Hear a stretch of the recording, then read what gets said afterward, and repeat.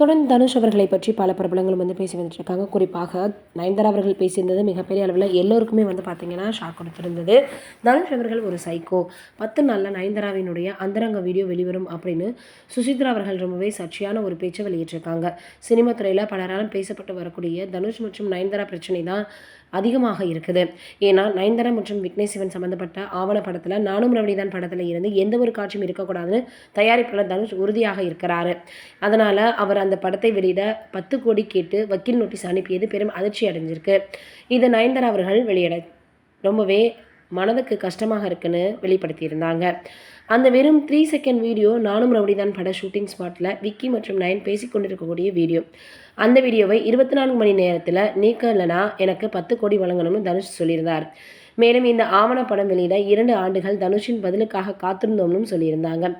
இந்த நிலையில் பாடகி சுசித்ரா தனுஷ் மற்றும் நயன்தாரா பற்றி தனக்கு பலர் மெசேஜ் பண்ணுறாங்க, அதனால் நான் இப்போது தைரியமாக முன்வந்து பேசுகிறேன்னு சொல்லியிருக்காங்க. அதில் நயன்தாராவை தனுஷ் யாரடி நீ மோகினி படத்தில் நடிக்கும்போது ரொம்பவே டார்ச்சர் பண்ணியிருக்காரு. அந்த படப்பிடிப்பின் போது நயன்தாரா ஹாய் சொன்னாவே தனுஷ் காதலிப்பராக நினைத்து கொள்வார். தனுஷ் ஒரு முத்தி போன சைக்கோ அப்படின்னு சொல்லியிருக்காங்க. மேலும் அந்த படப்பிடிப்பின் போது நயன்தாராவுக்கு தனுஷ் ரூட் விட்டார் அப்படின்னும் இன்னும் 10 நாளில் நயனினுடைய லீக்ஸ் வெளியாகும்னு ரொம்பவே இவங்க பேசியிருக்கிறது இப்போ சர்ச்சையை ஏற்படுத்தியிருக்கு. என்னடா இது இப்படிலாம் இவங்க பேசுகிறாங்களேன்னு எல்லோரும் ரொம்பவே ஆச்சரியத்தோடையும், அதே போல் இவங்களுக்கு வேறு வேலையே இல்லையா, யாரை பற்றி பேசினாலும் இப்படியே பேசுகிறாங்களேன்னு பலரும் கமெண்ட்டும் பண்ணி வந்துட்டுருக்காங்க. இது பார்த்திங்கன்னா ஒரு பக்கம் இருக்க, இப்போ பூதாகரமாக வெடித்திருக்கான் வீட்டு பிரச்சனை. சமந்தாவும் அவருடைய முன்னாள் கணவருமான நடிகை நாகார்ஜுனாவின் மகனுமான நாக சைதன்யா இணைந்து வீடு வாங்கியிருக்காங்க.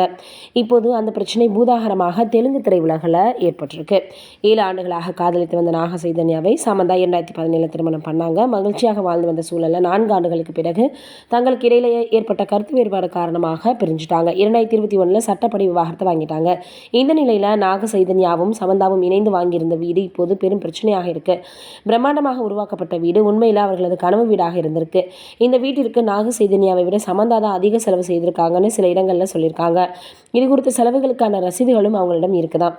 இது தொடர்பாக அனைத்து ஆதாரங்களையும் நீதிமன்றத்தில் சமர்ப்பித்து நாக சைதன்யாவுக்கு சட்டப்பூர்வமாக நோட்டீஸ் அனுப்பி அந்த வீட்டை மீட்டு நான் எடுக்க போகிறேன் அப்படின்னு சமந்தா அவர்கள் சொல்லியிருக்கிறது ரொம்பவே வைரலாக பரவி வந்துட்டுருக்கு. இதுக்கிடையில் நடிகை சோபிதா துலிபாலாவை நாக சைதன்யா மறுமணம் புரிகிறார். இதைத் தொடர்ந்து சமந்தாவுடன் இணைந்து வாங்கிய வீட்டில் புது மனைவி சோபிதாவுடன் குடியேற நாக சைதன்யா விரும்புவதாக சொல்கிறாங்க. இந்த முடிவுக்கு சோபிதா சம்மதிக்கலன்னு சொல்லுது.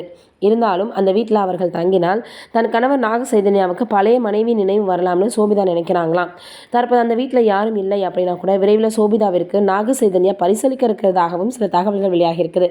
இந்த சூழலில் தான் சமந்தா நீதிமன்றத்தை இப்போ நாடி இருக்கிறாங்க. இது ரொம்பவே வைரலாக பரவி வந்துட்டுருக்கு. நீங்கள் என்ன நினைக்கிறீங்கன்னு கமெண்ட்டில் சொல்லுங்கள்.